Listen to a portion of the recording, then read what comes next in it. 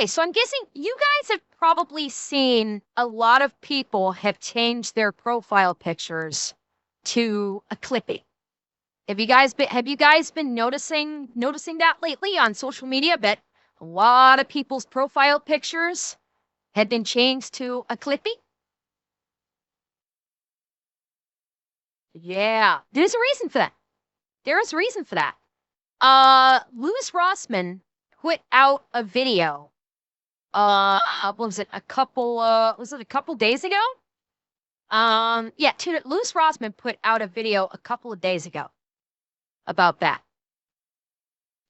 Um, sorry, it was a week ago, not 2 days ago. It was a week ago. He put out a video, and there was a reason behind it. Now, I've seen the video, but if you guys are interested, we can watch the video that Louis Rossman made a week ago, asking people to change their PFP to a Clippy. And if you want, we can watch that, and then we can watch the follow-up to it. Like, okay, now that people have done that, what should happen next? Like, what was the purpose to changing it to the Clippy? So, yeah, we can watch that. I've seen this, so I may not yap too much. I may or may not yap too much about it. But so those of you who don't know, Louis Rossman is he is a former MacBook technician. He for many years he had a computer repair shop in New York, where he kind of specialized in repairing MacBooks. And he is very outspoken about how much he hates Apple and how they have designed their computers. He has since stopped doing the repairs because I believe of medical reasons. I believe he has some medical issues that prevent his hand from being able to remain steady. And so he does not do repairs anymore. He may still own his repair business, but he doesn't personally repair them anymore. And he's very much become a consumer activist in the tech space. So this was one of his latest things of asking people to change their PFP to a Clippy, and here's the reason why. Hearings with Senator Josh Hawley a few months back. I was listening to the Facebook whistleblower hearings with Senator Josh Hawley a few months back. One of the elements that stuck out to me was when they were talking about how if an underage girl has deleted a selfie, Meta keeps track of this because they know that this person likely has low self-esteem at that moment that they deleted a picture of themselves, which means that they may be more apt to purchase something from an advertiser of a cosmetic product. And I think about this within the context of what companies used to... Which is fucking diabolical. That's fucking diabolical. That's companies facilitating social engineering. That they're tracking, oh, okay, this young girl, he gave the example of a 15-year-old who deletes a selfie. And so Meta holds on to that data that she deleted the selfie so they can basically proactively advertise like makeup products or something to her because the algorithm is indicating that she may have low self-esteem, that they're literally trying to facilitate engineering through this. That's diabolical.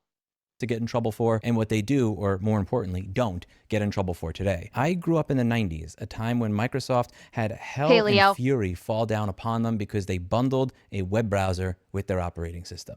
Whether you think this is a good idea or not, I personally think that a web browser being installed in every single person's computer that's standards non-compliant, that is so bad that you can literally get a virus from visiting a website, has its problems. But when you look at what it is that companies got in trouble for in the 90s, it just doesn't hit the same when you look at what companies get away with now. I remember having a Dell Dimension 233 back in the day, and if you wanted to get the one that had slightly better graphics, they would give you a free installation of Microsoft Office. And with Microsoft Office back in the day, it came with Clippy.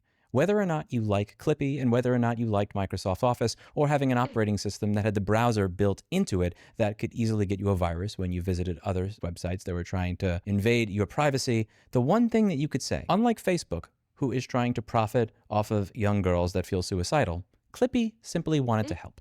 He might have been annoying, but he just wanted to help. There were no ulterior motives. If you told Clippy that you were having a bad day, he wasn't going to use that information to try and figure out which advertiser to sell you to, nor was he trying to steal your personal data or get you to purchase other Microsoft products. He had no ulterior motives. He was simply there to help. Unlike many modern pieces of software, like what you get from Adobe or Intuit, where you can't buy QuickBooks anymore. You can't buy a video editor anymore. You have Well, I think he's partially correct. I'm pretty sure DaVinci does do a flat-out purchase of their video editor. But yes, Adobe and QuickBooks, uh, you can't buy flat-out software anymore for those. For Adobe and QuickBooks, it's all a subscription-based service. You basically you can't just buy the program flat out. You literally have to pay in hundreds of dollars, sometimes even thousands of dollars every single year. You're buying a license. You're not buying the software.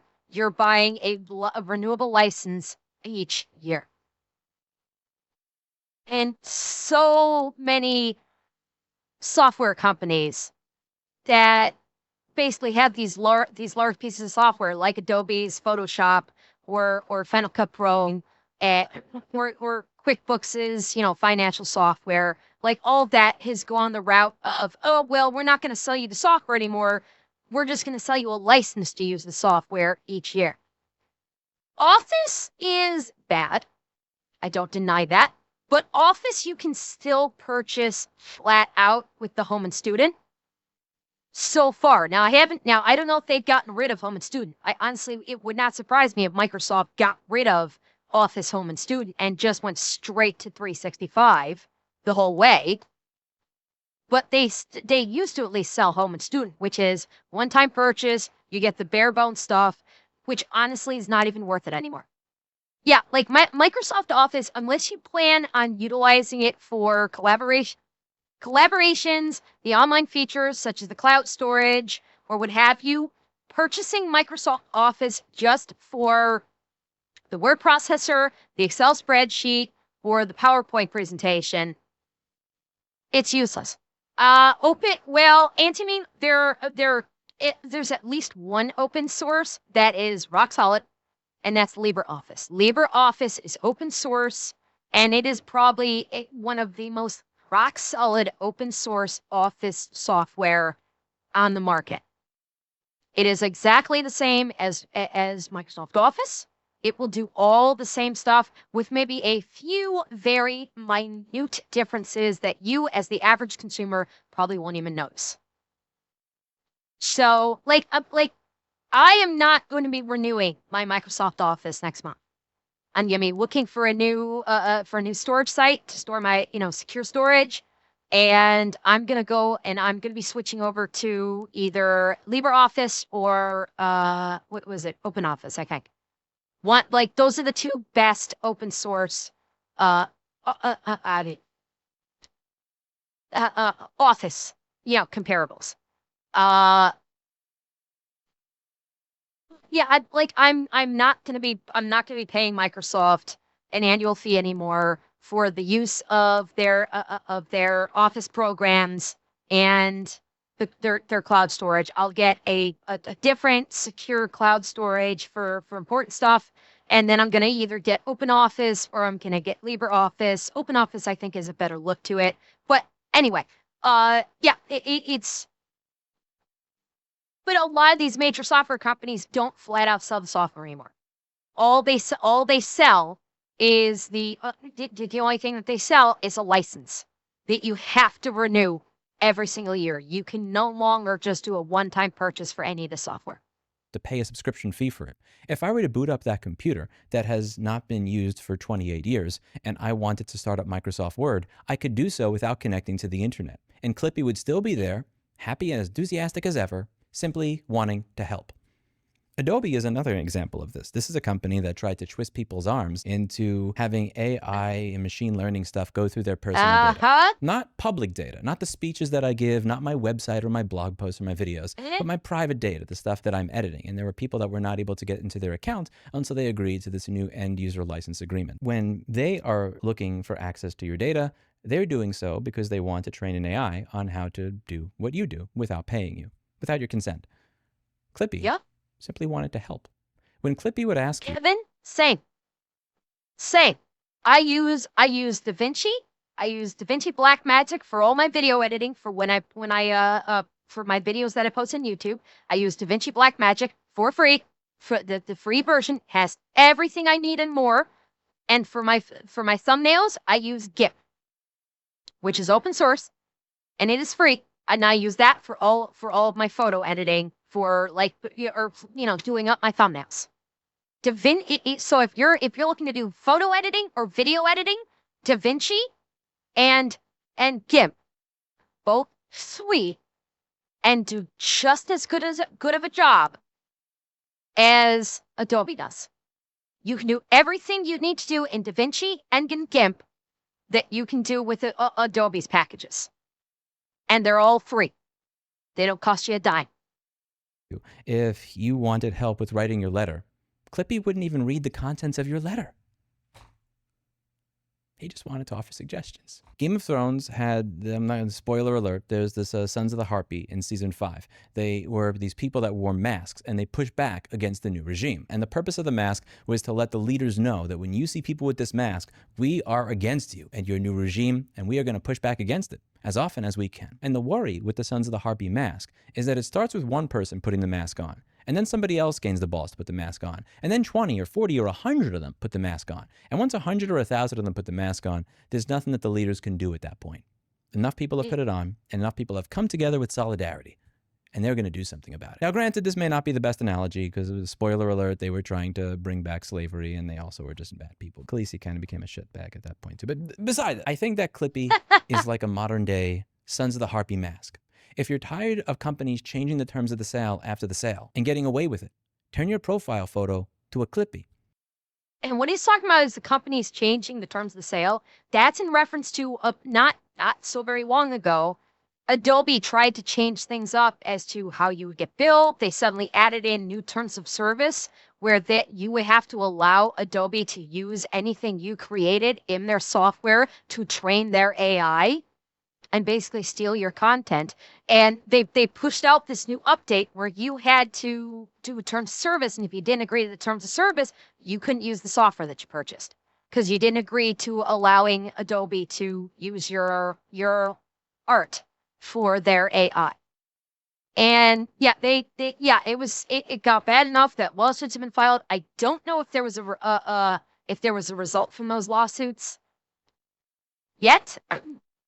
So I don't know if there was anything happen with those, if they're still in progress. But that's like what, using Adobe as the example, they changed things up after people have already purchased the software, and they were forcing people to agree to these dog shit terms in order to even use the software in the first place. And if you'd already paid for a year of the software, you'd only been using it for 2 months, and they rolled this out and said, okay, do terms of service. You have to agree to this, or you can't use the software.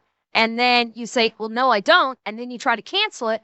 Then you would get billed on top of what you already paid for to cancel your Adobe subscription because you didn't want to deal with their new terms of service, which you thought violated your privacy.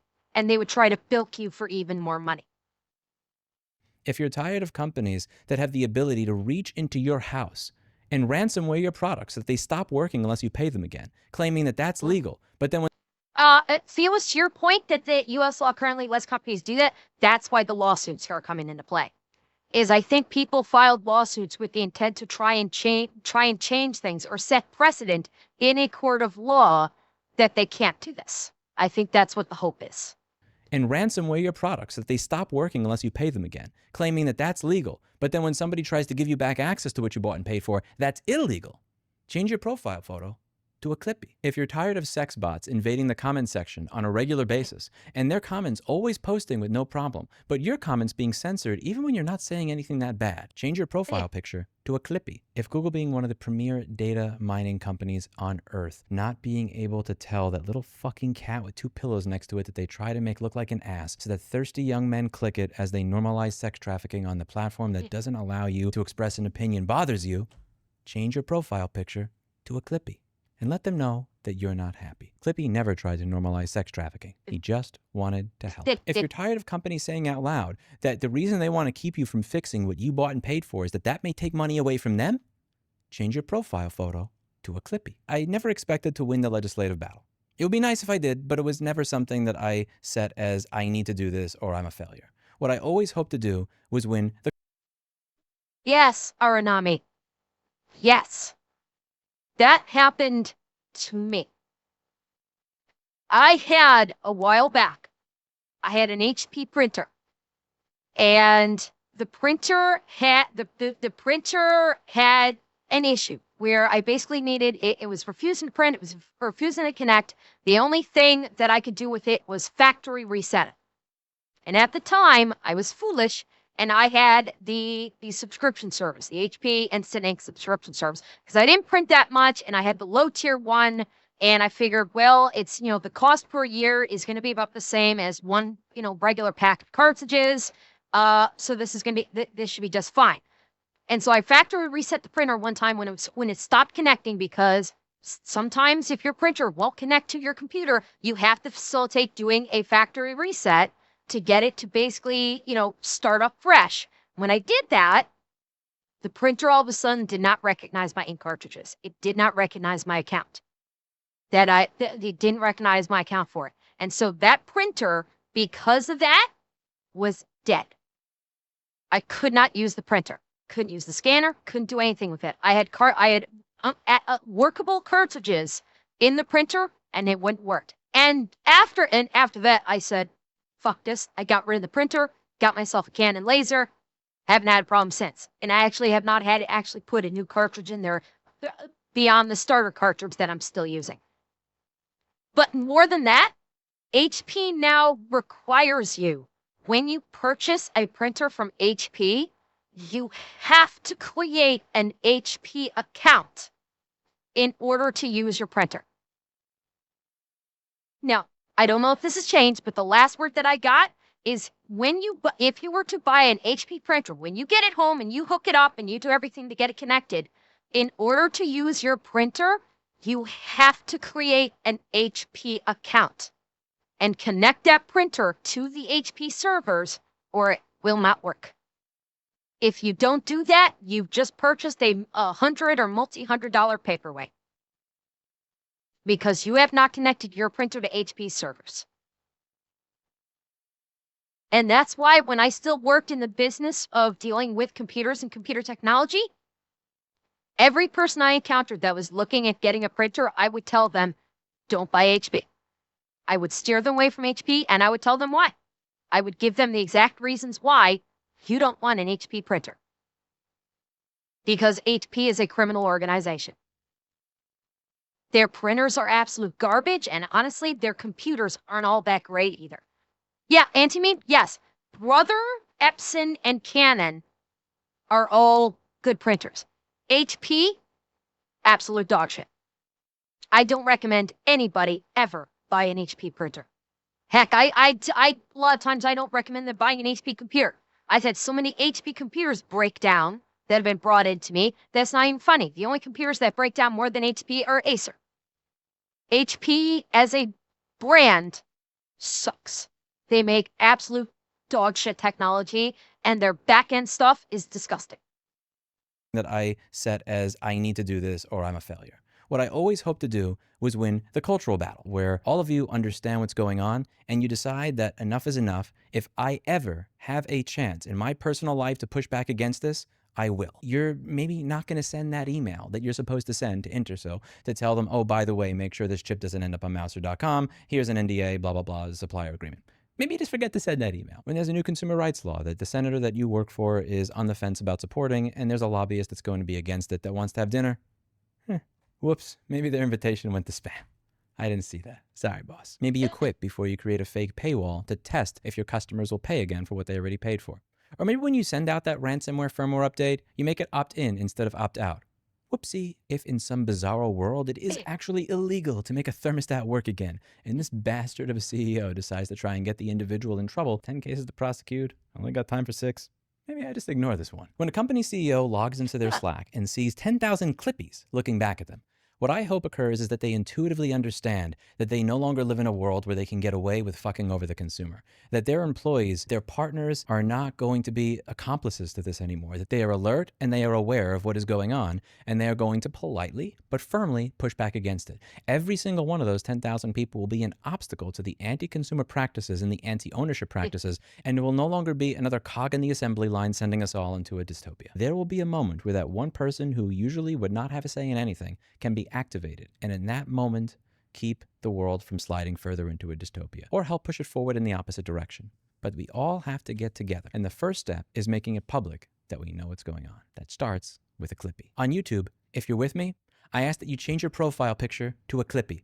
At work, change your Slack profile picture to a Clippy. If you work at the White House, don't take down the United States flag, but somewhere on the grounds, put up a flag of a Clippy.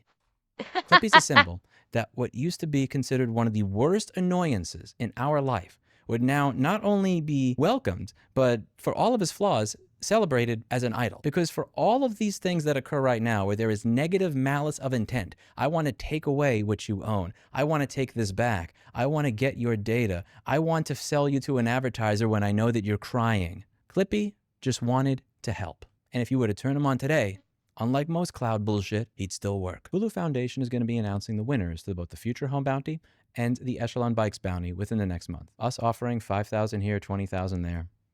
It pushes the ball forward. But at the end of the day, that does nothing in contrast to organizing all of you. We're happy to get the ball rolling, but for us to truly win, we need to show that if you push us, Clippy clips back. That's it for today. And as always, I hope you learned something. I'll see you all in the next video. We also have the duty not to infringe the IP rights in the process. It is in fact the manufacturers who have the relevant rights, not consumers. Now, he did a follow-up 2 days ago. He did do a follow-up 2 days ago.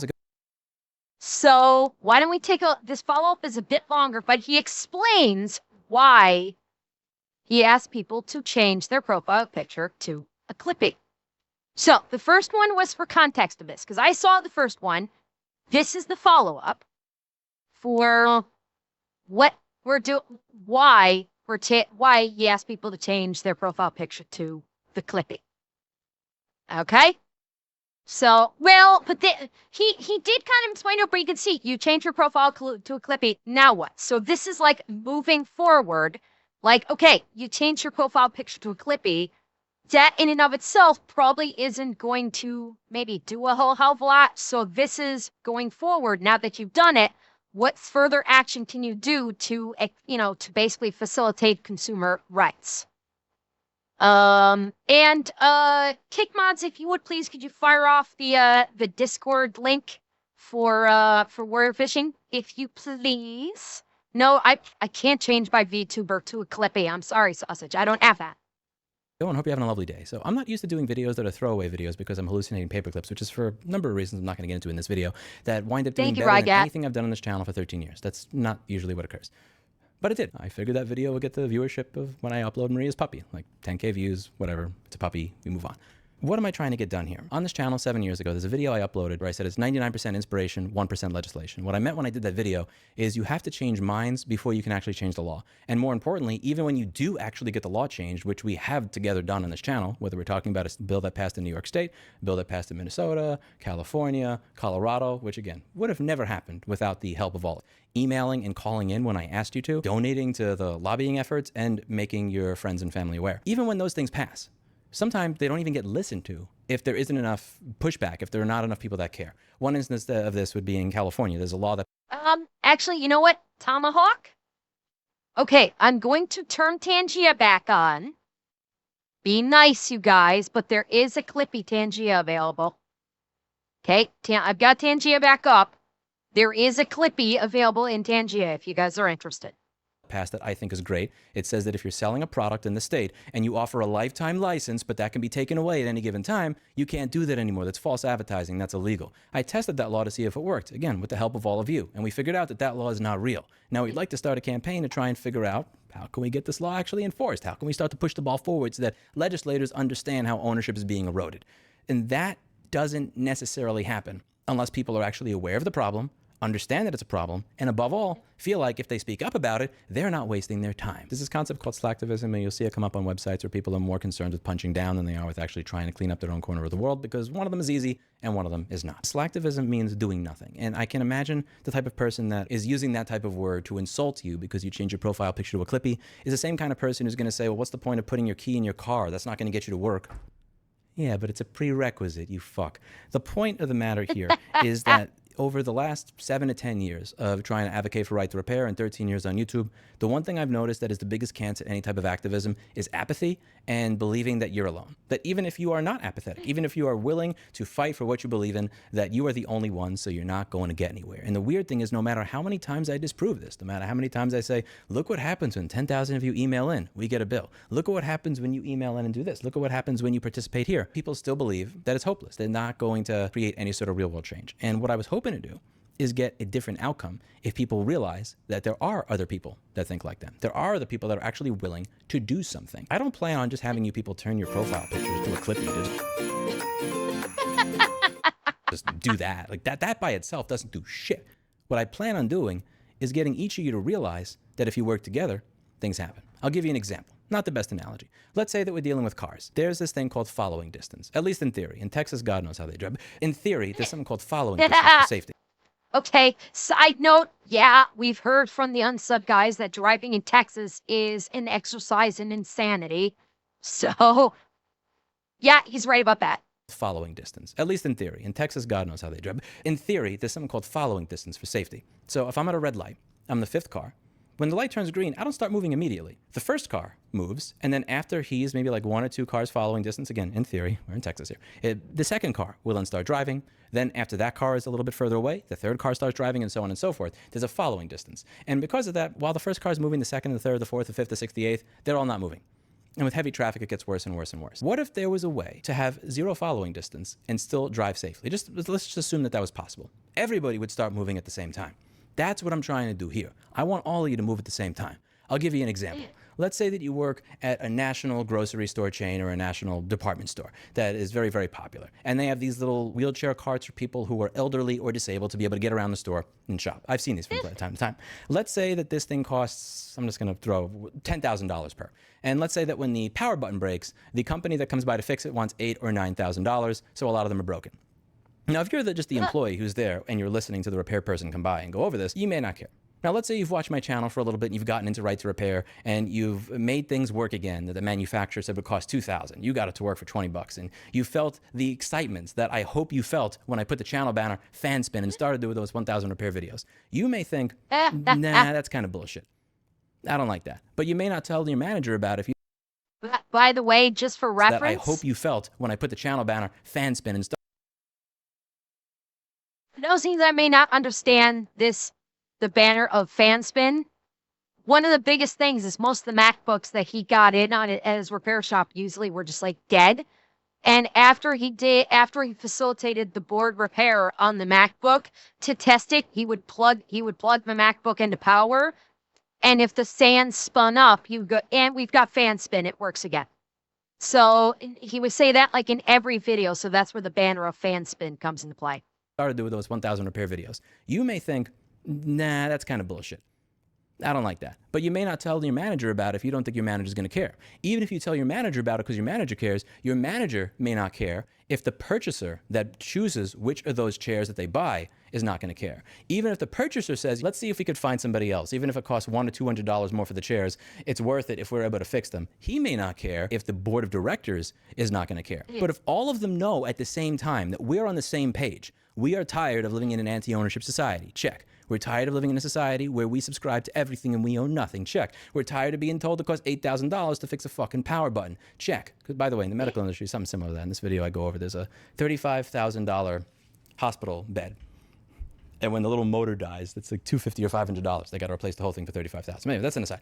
If every single one of these people were not only on the same page, but knew they were on the same page, maybe each one in the chain would speak up when they otherwise wouldn't. And when they're all moving together and all working together, what happens? They choose a different vendor. And the vendor that was screwing everybody with repair and going, oh yeah, 8,000 to fix it when the power button dies, gets fucked. That's the point. Yep. That's what I want to have happen here. It's not about changing your photo to a Clippy and doing nothing else. It's about letting everybody around you know when the time comes in my personal life, I will do something. Now, a lot of people have asked, okay, I changed my photo. What's next? What do I do now, Lewis? You're going to have to let me finish, okay? I promise. I'm going to play with you in 5 minutes. 5 minutes. Let me finish the damn video. Must resist playing with pussy. Choke.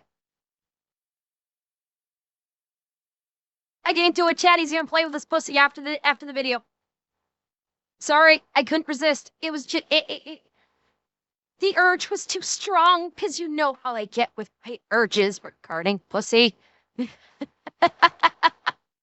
There's one example that I want to go over. I can't give you the company name and everything. I'm sworn to secrecy here, but a viewer emailed me and said that the new management of his company, one of the people asked, when we're working on this, we wanted to make it so that if you upgrade to a new firmware version, that you cannot downgrade to an older one. Right now, on this particular smart device, you can downgrade to an older one. The management asked, can you make it so you can't downgrade to an older one? Now, I'll let you all guess, after watching my channel for as long as you have, why this particular company wants to keep people after changing the management to downgrading the firmware. They want to be able to lock people out of the device and the features that they're probably going to paywall off in the future. He said, no, I don't want to do that. After asking why, they didn't give a good answer, and he said, I don't want to do it. Now, could he get fired? Absolutely. Could the entire programming team get fired? They can. Clippy.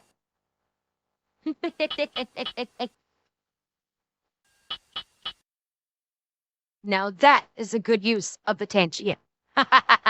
And they can all get replaced. But if you're taking over a new company, there's a lot that could go wrong during that transitionary phase.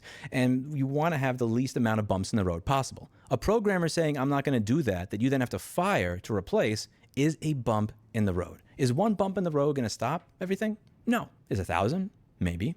Or a few million? Probably. That's what I'm going for. I want to fast track things that help the consumer, that bring us towards a pro-repair, pro-ownership world. And I want to put obstacles in the way of every single individual or entity that wants to drive us towards a less pro-ownership world. I don't know if it's going to work, but I guarantee you that it's better than doing nothing. And so far, the results have spoken for themselves. Am I happy with exactly where we are right now? No. A lot of these right to repair laws that got passed, they help some areas, they don't help in others. Some of these bills that get passed, or some of these laws, like the California one on ownership, this one isn't even enforced. There's a lot more work to do. But the fact that we got these to begin with means that there is the potential to, if people work together. And the only way I'm going to get people to work together is if A, BlackBerry lets me. He's finally tired. There's some hope. Maybe I'll finish the video. And B, if you work together with each other rather than just going, oh, that's not going to do anything. You're an idiot. What do I say on this channel all the time? The amount of change that was possible if you work together rather than shit on each other. There's virtually nothing you guys wouldn't be able to accomplish if you spent your time working together rather than shitting on each other. I have a 27-minute video on this. I wish you would. I'm trying to get the ball rolling here. The real thing I want you all to do is in your personal life, when you come across a time or a situation where you can actually do something, you speak up and you do something. And you don't assume that this is a waste of my time because nobody's going to listen, because nobody else agrees. And even if they agree, they don't have the power because somebody above them doesn't agree. I don't know when it's going to make sense for you to speak up. I don't know when you're going to have the power to do something. But there's going to be a point in your life where if every single person were on the same page, you could do something that otherwise wouldn't have worked, and change can get created. Yeah, Matthew, I know that he talks about this in another video, I believe, but alas, that's not this video. When everybody's on the same page and everybody is in agreement as to what the problem is, things just naturally move smoother. I've noticed this in my business, I've noticed this with my nonprofit, and I've noticed this with general activism. And I'm trying to get a little bit of that going. I, be honest with you, was not expecting a paperclip to be the way to do it, but I'm not going to argue with what works. I'm excited to continue moving forward with this. We have bounties that we're going to be announcing winners to over the next few weeks. For those of you who haven't been following, there's a foundation that we've started to push back against this called Fulu Foundation. We're looking to work against laws that are on the books that are anti-ownership. I try to use this channel to mobilize my audience about the things that I care about. I've been doing that on this channel for 13 years. I'm going to keep doing it into the future. The Clippy thing was just one of many ways that I tried to do that, and it seems to have been successful. And I'm going to let you know every single time there's something that you can do to help push the movement forward. We're going to be announcing winners to the bounties for both Future Home and Echelon in the next few weeks. There's a smart home company that pushed out a firmware update that forces their customers to pay about $117 a year to get access to what they had access to prior to the company going bankrupt and reopening under somebody else who wants more money. That is going to change. Somebody came out with a solution for this, and I am very excited to pay them out the bounty once we're done just finishing up all the small legal details and everything. I'm going to be very excited to announce that to all of you.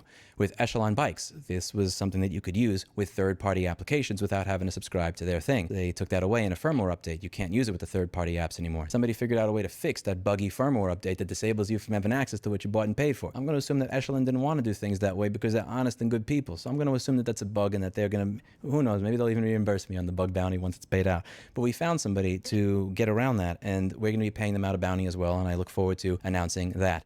I'm going to be doing everything that I can do to try and push. Okay, can I just say, Louis Rossman basically doing hacker bounties to basically essentially jailbreak shitty companies' software that tries to deliberately lock people out of their devices unless the customer pays the company more money because they decide to change things up. And he's basically put bounties out for hackers to come and fix this is awesome. I fucking love that. This is amazing. And I love it. Forward a pro ownership world. But all the shit that I'm doing is 0.0000001%. The rest is going to come from all of you. It ain't changing your profile picture. That's putting your key in the ignition. You got to do the rest. If you want to be able to drive and go to work, you got to turn it, you got to drive. You have to not crash, which means keep a following distance. Don't drive like the drivers do here. There are going to be things that I ask you all to do. And some of these things are going to be fun. Some of them are not going to be fun. Sausage, he showed that I think he posts the bounties via his videos. And then in those videos he probably has links to, all the detailed information, the fine minutia, like what you need to do, what they're looking to have done, how you can reach out to them if you're able to succeed. So my guess is he'll post a quote unquote advertisement video regarding the bounty in question, and then all of the information will be underneath that video on that video's page. One of them you're probably not going to find fun is when I tell you to go to consumerrights.wiki and help me edit it. There's a bunch of articles on this website that need improvement. When I speak to a senator about any of the issues that we experience, what's the first? Oh, you were talking about BlackBerry. Oh, okay. You meant BlackBerry, Matthews. Okay, yeah, BlackBerry is a gorgeous kitty. Absolutely. On this website that need improvement. When I speak to a senator about any of the issues that we experience, what's the first thing that an opposition lobbyist is going to say? This bullshit. We believe this legislation is in search of a problem that does not exist. Something that... Fuck you, lady. I hate these people. This bullshit. What's her name? We believe this... Yeah. Samantha Kersel, Executive Director of Washington and the Northwest TechNet. They believe it's a solution for a problem that doesn't exist. Because of course. Well, Tanashi, the lobbyist should be banned is a bit loaded because what Lewis does is also lobbying. When Lewis brings these issues to state courts or to state governments, he is lobbying. He is. So saying lobbyists should be banned that's a bit loaded because if it wasn't for the ability to lobby, true, he's not a paid lobbyist for the company. Now, if you're saying like a lobbyist paid for by a company should be banned, okay, I'm all for that. I am all for lobbyists that are paid for by a company to lobby on behalf of the company. Yes, absolutely. Get rid of that, 100%. Legislation is in search of a problem that does not exist. Something that's resonated with me is something that you heard early on here is this is legislation in search of a problem. This is a solution in search of a problem that does not exist. That was a particularly fun one because she was actually saying that this is not a problem, but on her own personal Twitter, she was talking about how her phone died and nobody could fix it. Gee, if only somebody made the schematic available. This is a lot of the stuff I'm going to give you to... Yes! I'm right there with you, Lewis. I'm right there with you. Let me add my own to the mix. Do is stuff that you're probably not going to find fun. I could use people to help curate Consumer Rights Style Wiki. When I go speak to a senator and I have that lobbyist there and they say, this is not a problem, I want to be able to look up, click one thing and say, if it's not a problem, why are there 5,736 verified articles on this with sources? Is that senator going to read all that stuff? Nah, but they may listen to it when they would otherwise throw me out of the room. He's going to give it to the legislative aide, maybe the intern. Is the intern going to read the whole thing? No. They'll probably click through 1 or 2 or 5 of them and see, wow, this is actually well cited. Yeah, he's right. The lobbyist is wrong. Oh, cool. Makes progress. Helps out. That's where we're trying to organize groups of people that not just change their profile picture to a Clippy, but actually help create the best well-curated database of anti-ownership practices from anti-ownership companies. Well, that doesn't do anything. You're just writing about it. It's a prerequisite. Hi, Clippy. Yes, we see you. To doing something about it. And it's work that has to be done. There's a lot more work that's going to need to be done. And if you want to keep up to date on that work that needs to be done and how you can help, sign up for the newsletter. It's over here. There's not going to be any spam, no coupon codes, no bullshit, no selling your data, none of that garbage. Also, there's going to be hell to pay if I even see images in these emails. I don't know, we'll see. Hopefully no images in the emails. I like really basically /.1997 template kind of newsletters. I'm hoping that you're all going to be along for the ride. Because if you want to live in a society that is pro-ownership, pro-repair, it's not going to happen from one person yelling into a camera if one person spends money on a lobbyist. It's not going to happen from revoking one shitty law. Well, I really do want to revoke that one shitty law. It's going to happen with the help of all of you. And with changing the hearts and minds of people who believe that there's no point in giving a shit because nobody's going to do anything about it. That's the exact opposite of the point of the Clippy movement. The point of the Clippy movement is for you to look around and see, oh man, I'm surrounded by a bunch of people that are going to do something about it. So maybe it makes sense for me to speak up when I otherwise wouldn't have. I hope you do. That's it for today. And as always, I hope you learned something. I'll see you in the next video. Bye now. And with that, it's time to pay attention to Blackberry the kitten. Blackberry, give us your wisdom. There's nothing she loves more than to fuck with the microphone. Yeah, fuck up those subwoofer users, Blackberry. Yeah, fuck up those subwoofer users, aren't you? Yes. Good kitty. Want to purr into the microphone? Good kitty, good kitty. Psst, psst. Good girl, good girl. Yes, fuck up the microphone. That Audio Technica I have doesn't even work anymore. You banged it so many times. She's a good girl. You're a good kitty. Yes, he is. See you in the next one. Bye now. We also have the duty not to infringe the IP rights in the process. It is in fact the manufacturers who have the relevant rights, not consumers.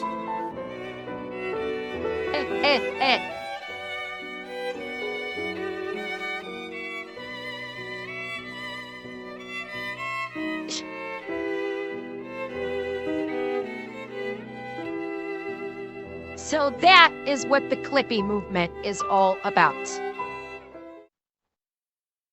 Here's his initial explanation using the Game of Thrones comparison is a little bit off. I would compare it much more to the Guy Fawkes mask from V Vendetta. Changing, people changing their PFP to a Clippy is more tantamount to V for Vendetta with with the Guy Fawkes masks. That's kind of more, it's basically showing solidarity in presenting yourself in opposition to authority. That's kind of more what it's about. And so, yeah, change your profile picture to a Clippy.